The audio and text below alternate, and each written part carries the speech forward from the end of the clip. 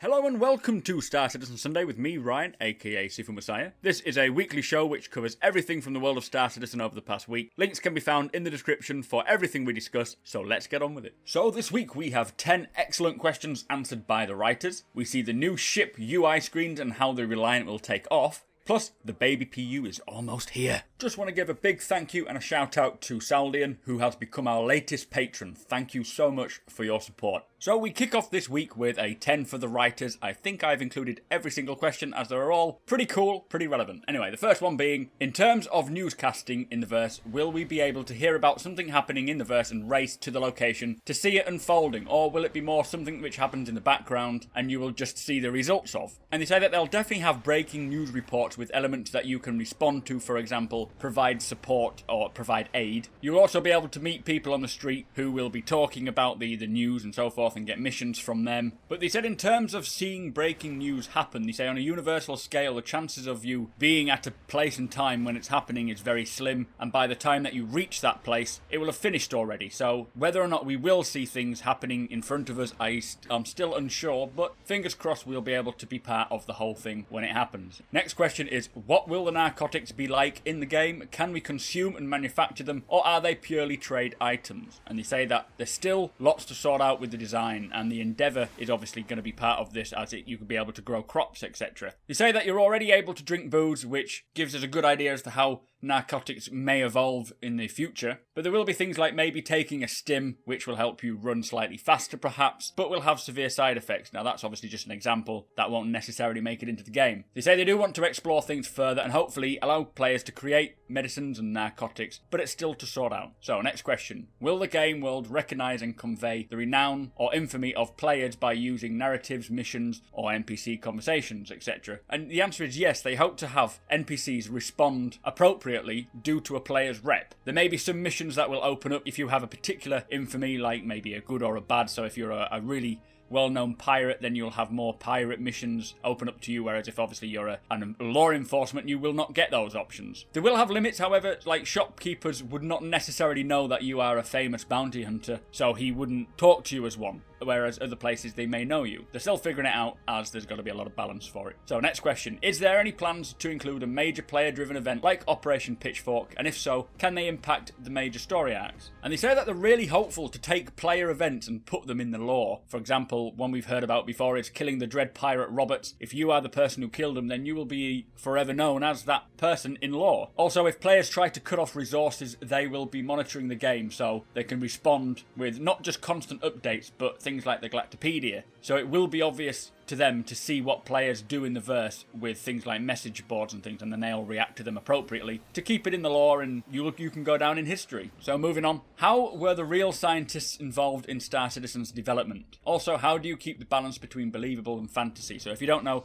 they have been consulting real scientists in the development of Star Citizen to keep it as close to real as possible. Now, they say that they did work on the star map with astrophysicists to give a scientific backbone to Star Citizen. There is actually a website or an organisation called the Science and Entertainment Exchange, which hooks scientists up with entertainment people, or vice versa, so that entertainment these days can be more closer to reality, as obviously there's a lot of people who want this game to be as close to reality as possible. They did say, however, that it mostly comes down to, does it feel right, rather than is it true to reality, and sometimes they say things can get too accurate that it goes against people's expectations. They also mentioned that there will be more updates coming to the star map soon, so there you go. Next question is there anything about underground racing in the lore? They want to start an underground race with Idris or capital ships flying through timing rings, which sounds like it will be more of a canal boat race, but anyway, they say it is already worked into the lore and would be fun to provide tools for people to create race courses, etc. It's a fun idea to use capital ships, however the ships themselves may not allow it, so we'll have to wait and see for that one. Different forms of racing, like larger ship racing, would be cool. There's also the Able Baker Challenge in the lore, which if you don't know, I'll try and find a post and the link to it in the description, which is the most famous underground race, which is very dangerous and you have to fly, I believe it's through an asteroid field, but anyway. They say it won't be the only one. If another race is put together by players,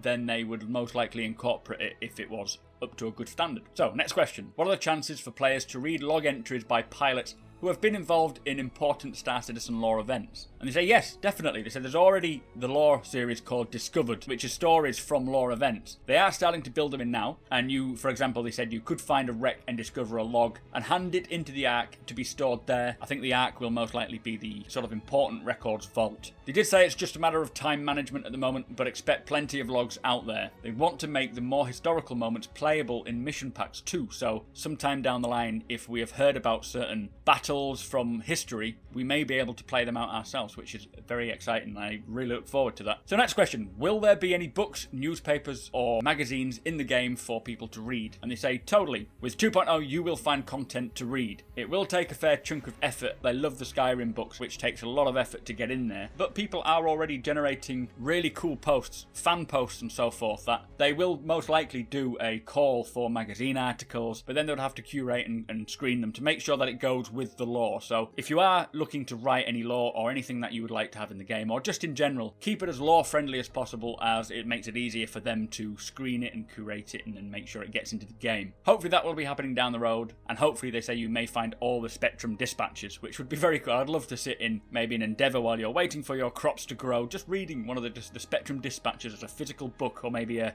Moby-Glass data log.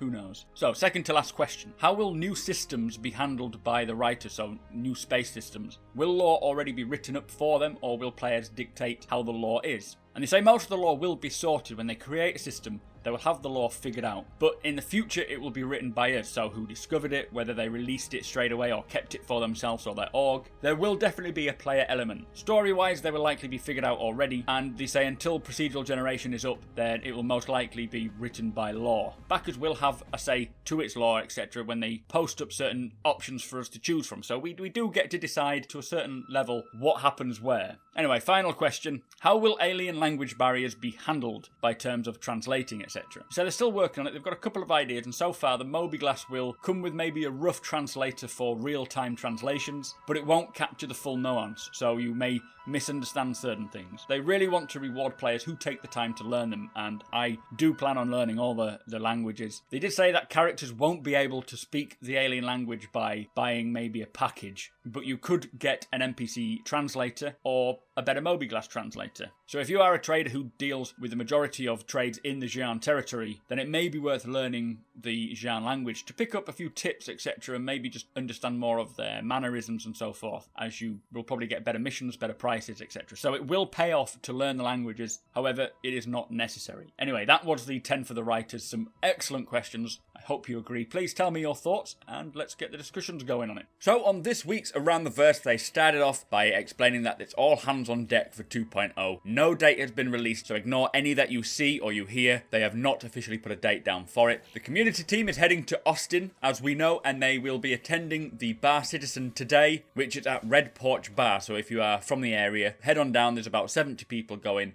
A lot of the staff are going. Ben's going to be there. Sandy may be there, I think, so get on down there and have a drink with them. So, on to news from around the verse, starting with Santa Monica CIG. They are working hard on the Reliant grey box, and we can see a little video of the Reliant taking off. They're working on the Crucible and on getting the salvage mechanic together. This is something very excited. Salvage is probably the main occupation I want to play in the verse. They did say it's coming together really well, so hopefully we'll get to see a design post pretty soon. Also, they're fine-tuning the Arena Commander IFCS flight system. This is for the new system that they are bringing in soon with 2.0. Very excited for that too. So in Austin, Texas, the environment have finished the top-down layout for the Nick's Bazaar or market area. This is the market stalls, which we will see and be able to walk around, very different to what we already know in Artcore. They're now starting the whitebox for Hurston.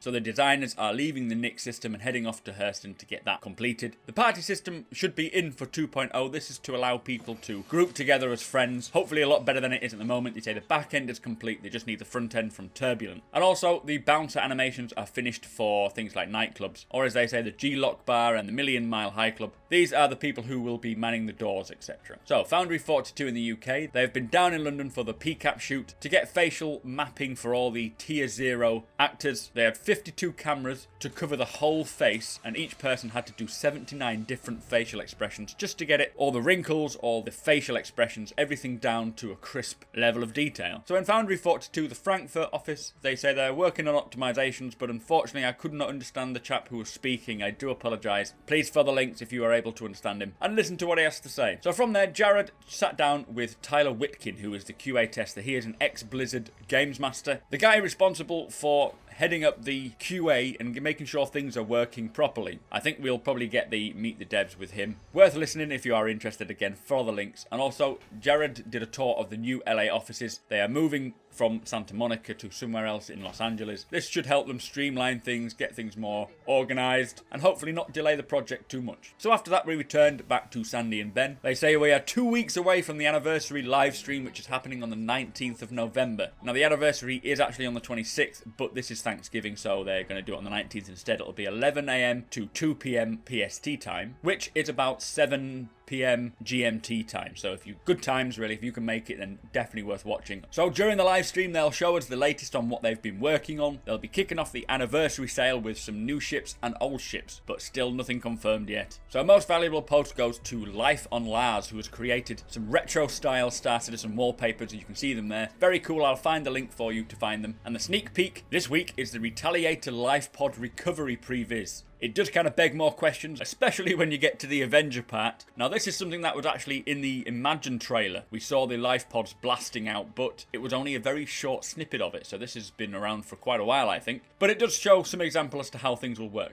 Very, very cool. Anyway, that was Around the Verse, quite short and sweet. Tell me what your thoughts there. So on to this week's Baby PU weekly report. They say they have been tweaking, polishing and refining any remaining pieces of content while the rest of the team battle the blockers and critical bugs. 2.0 release stream is now in lockdown to keep the build in tip-top condition. Each dev is being extra careful in testing and having their peers review risk assessments before integrating it into the mainstream, which is good news, so they're keeping it safe so that nothing can taint it. The only issue recently has been with the exclusion system, which is used to configure what is and isn't in any given build. They're working to make it right. There's a new main menu coming for 2.0. This is needed to improve the user experience by helping you get into the game quicker and allowing players to choose whatever they want to load with the main menu, so you don't have to keep jumping back to your hangar every time you just want to enter a game. They are putting finishing touches to the ship screens. There's a video here which shows the Avenger, the Cutlass and the Constellation UI screens. These are the first iterations. They are very, very cool and it looks sleek and easy to use. They said the system unavailable icons will indicate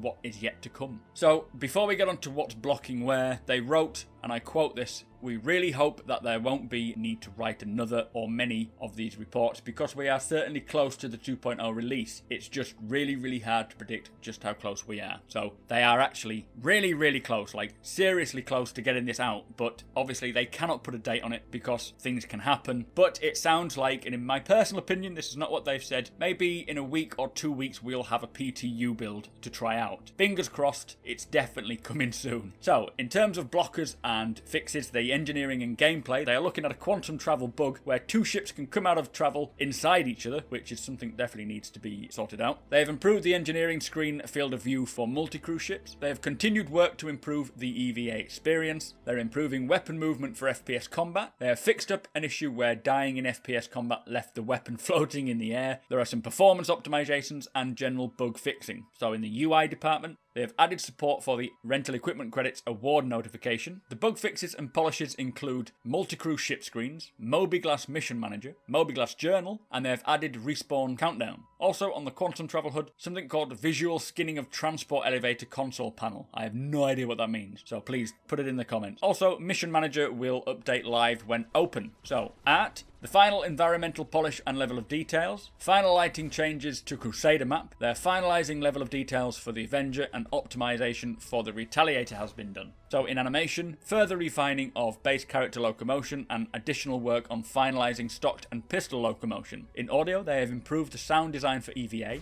and continued improvements for ship flybys, and there's a little video there where I'll shut up and let you listen to some of the flybys.